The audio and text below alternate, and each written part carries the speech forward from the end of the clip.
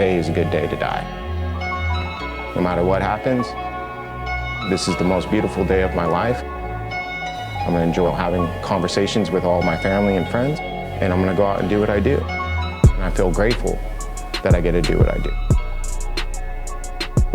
Most men never get that opportunity to express who they are. Most men live lives of quiet desperation, and I have an opportunity to be what I am.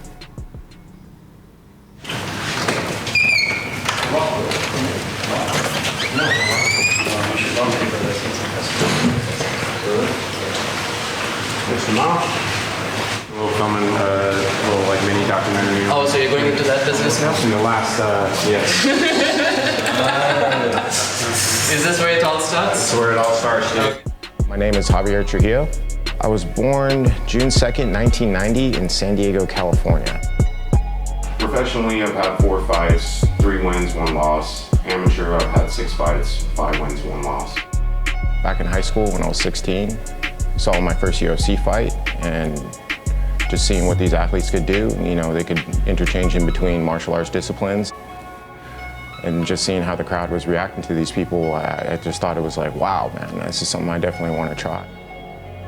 Right when I graduated high school, I came out and I started my first fight at 18 years old, and it was love at first fight, man. Just never stopped since then.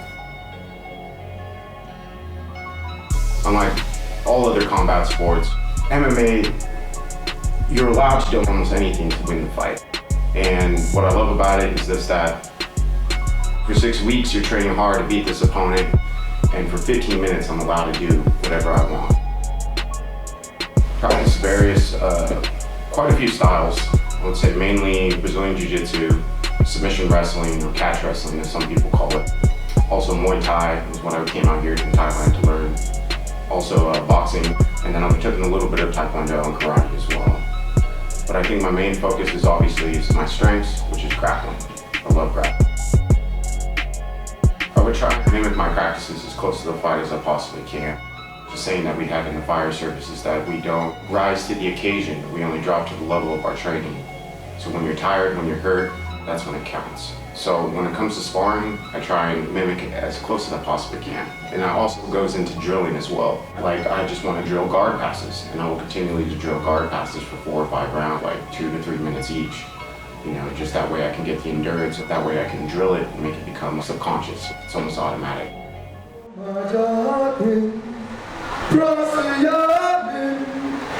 Everybody, protect yourselves. This is the last fucking show. Dead serious. So my mindset the day before is actually probably the most nerve-wracking day.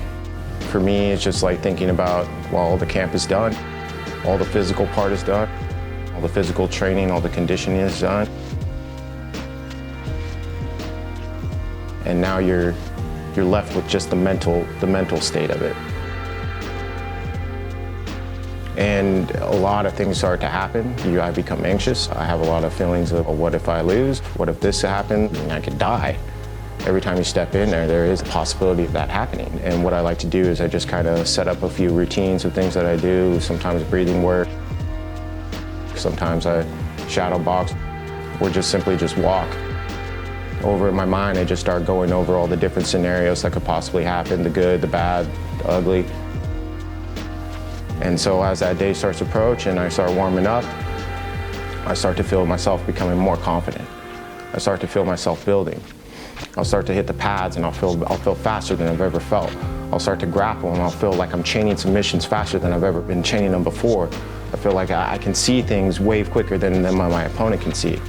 And as this confidence keeps building, I'll have that last push of resistance of fear.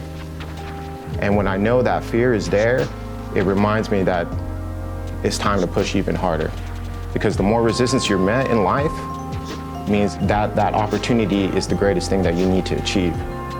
So I'll sit alone for a second and I'll start going in my mind, you're the greatest fighter in the world, nobody can beat you. You're faster, you're bigger, you're stronger. There's nothing that this guy can do to you that you haven't already seen.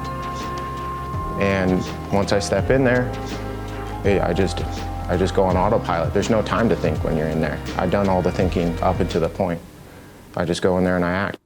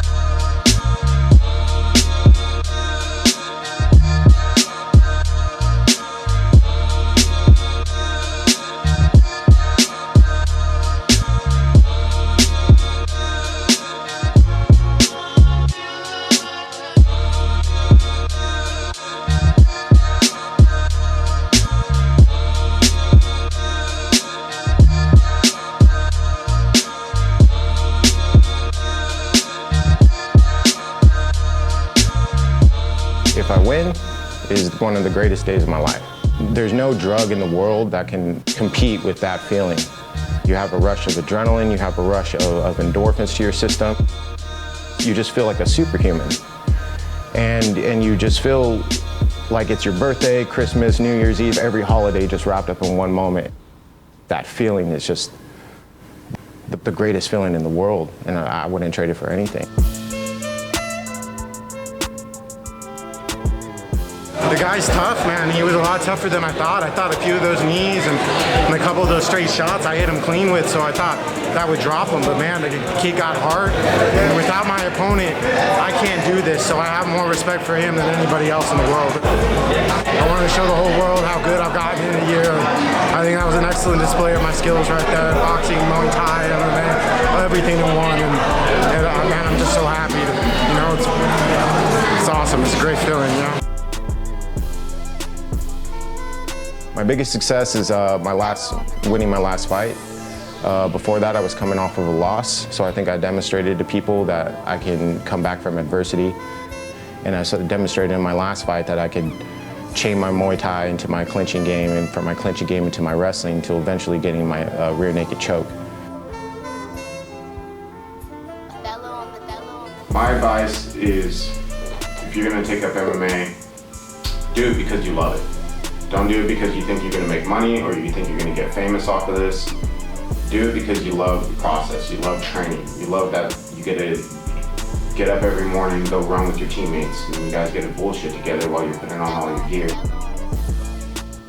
The sport is almost like being a musician. I've met a lot of great martial artists, a lot of great MMA fighters, and you've never heard of them. Just because they never got a break. So you have to understand that. You have to be in love with the process. You have to be in love with the fact that I get to train every day. There are going to be many obstacles along your way if this is the path that you choose. You're going to have obstacles mentally. You're going to have obstacles physically. You're going to have people in your life that are going to say that you can't do this or that you shouldn't do this. So the thing is that you have to be resilient and know that you are going to fail and you will lose. The style I would recommend to a novice fighter is boxing. Boxing, it teaches you footwork, it teaches you proper fundamentals on punching, and it's also going to help to build up on all your other skill sets such as wrestling, Muay Thai, and Jiu-Jitsu, because all fights start on the feet, and if you have the ability to manage range and distance using your hands, it's going to be easier for you to set up your shots. It's going to be easier for you to set up your kicks. It's going to be easier for you to move into a submission attempt from standing. That's what I always recommend, and that was probably one of the first martial arts I studied. What the future holds for me is I'm only 28 years old, so as a welterweight, I've yet to peak. I'm assuming I'm going to have at least another 5 to 6 years of fighting professional. Hopefully I will win a few championship titles, ADCC trial. I've established myself not just as an MMA fighter, but as a top grappler in Asia. I want to have one of the top competitive jiu-jitsu schools here in Bangkok, just to help people every day express themselves through the art of jiu-jitsu and the art of MMA.